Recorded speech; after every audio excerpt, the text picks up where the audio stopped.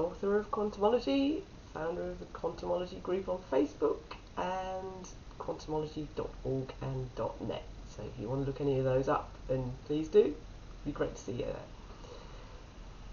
Okay, I've jumped on today to have a little look at thought, because there are a lot of things coming into the attention of social media at the moment about physicists questioning the nature of reality in the way that they used to 100 years ago, and starting to give thought and verbalize consideration to the questions that were mooted then.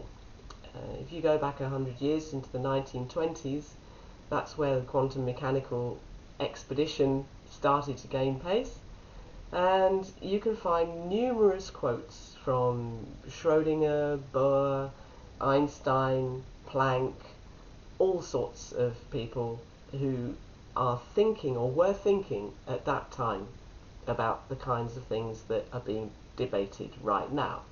Only they're being debated in a way that is very, very cautious, because as history has shown, when ideas start to get into the esoteric zone, physicists traditionally run a mile.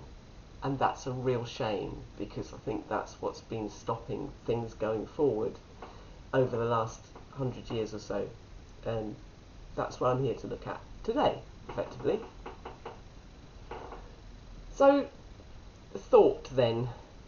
There is a phrase that goes, I think, therefore I am. And, well, maybe that's absolutely true for absolutely everything that exists, who knows?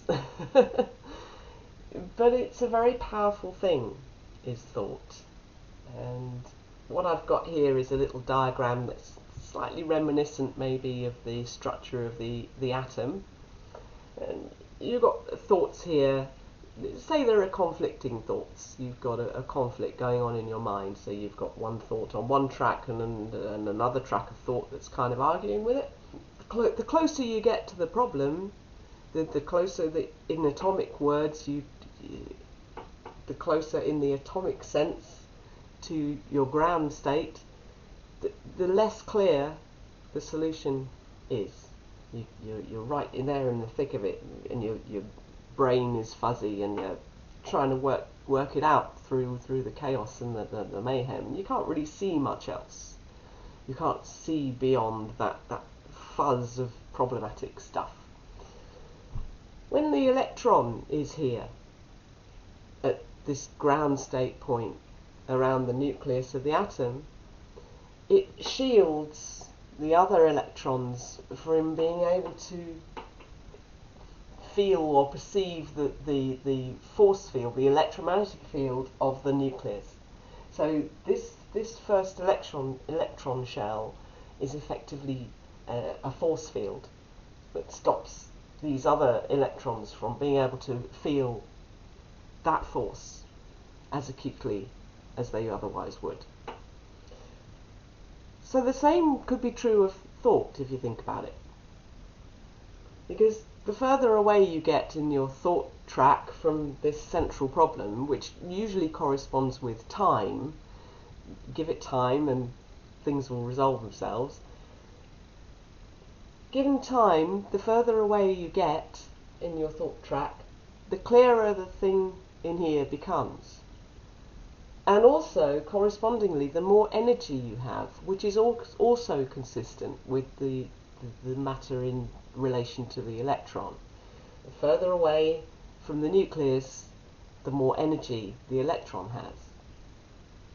So this analogy is here as an illustration of a possible dynamic that's possibly shared between the two, given that the construct of the universe that we live in has got to be comprehensible to us. That's what we're looking for. We're looking for the comprehensibility of what happens in the universe that we live in. So history would have it then that this question has always been there.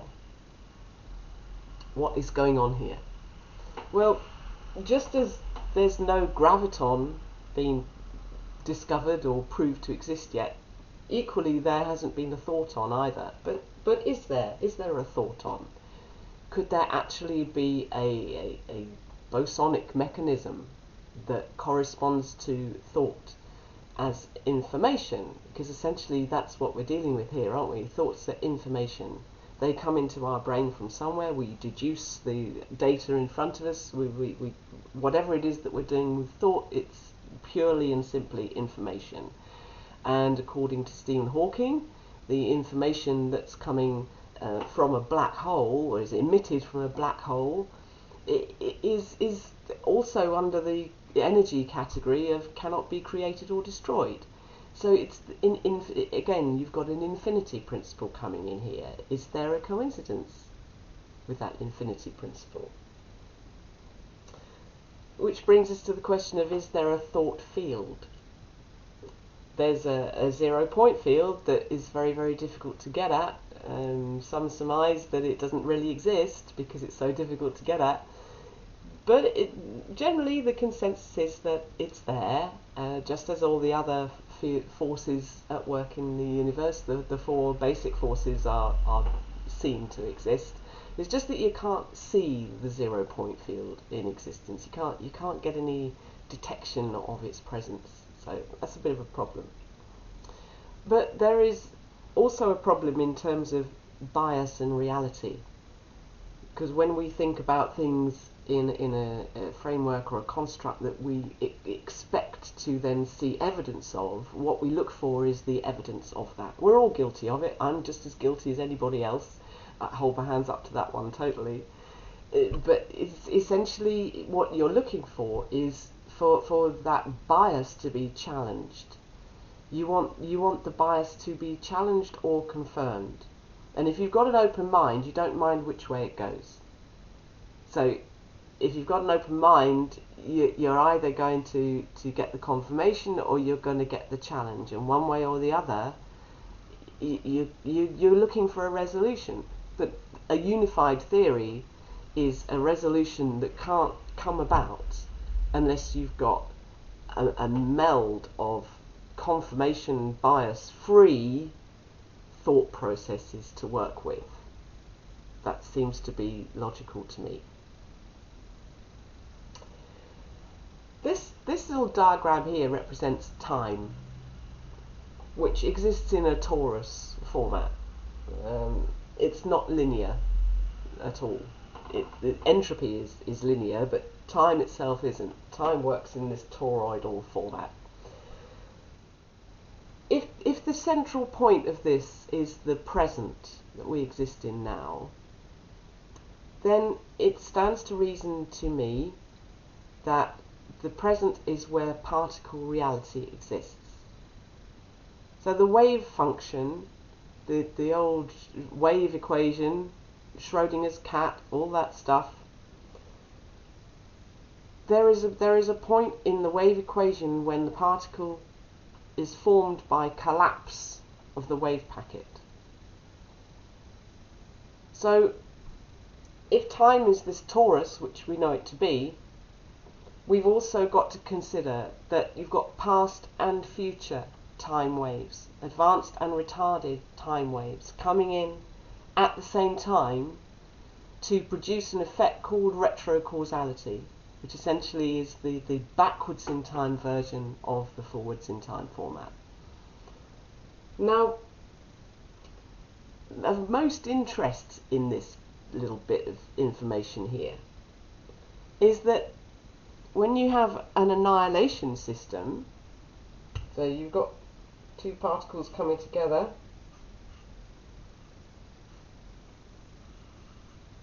you've got an annihilation system, let's say the electron up here and the positron down here, and then they produce a quark and an antiquark. Let's make that the antiquark, yeah, and they produce also a gluon. That little thing there is a gluon. What you've got here also is the electron travelling forwards in time, the positron travelling backwards in time. Prior to the annihilation, where the photon is produced, and then the particles produced from that then go again backwards in time, forwards in time.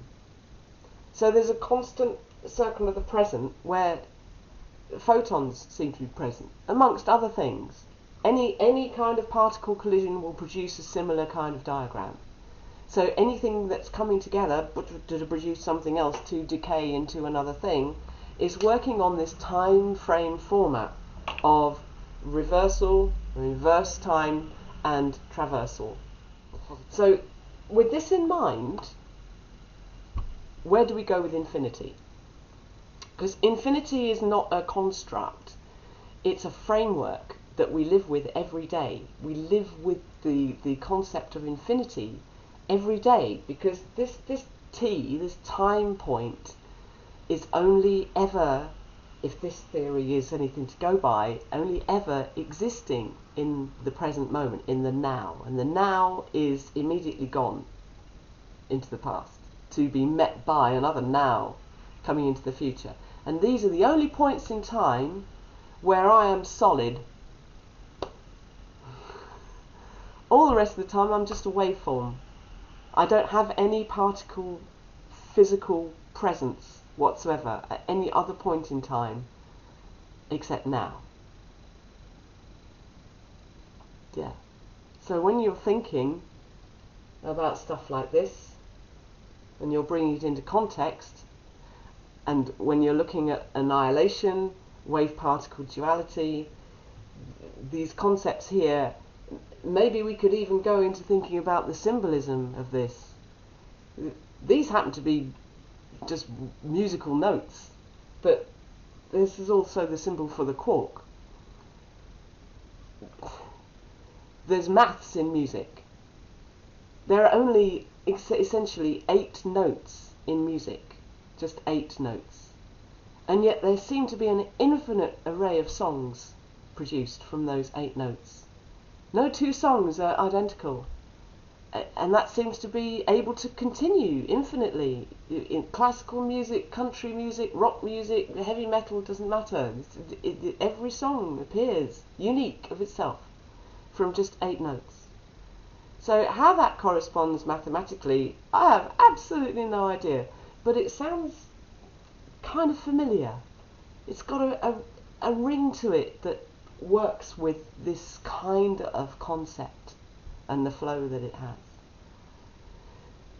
So I'd like to leave you with that thought, and thanks for dropping by. Look us up, and I'll see you again next time. Take care. Have fun with quantum.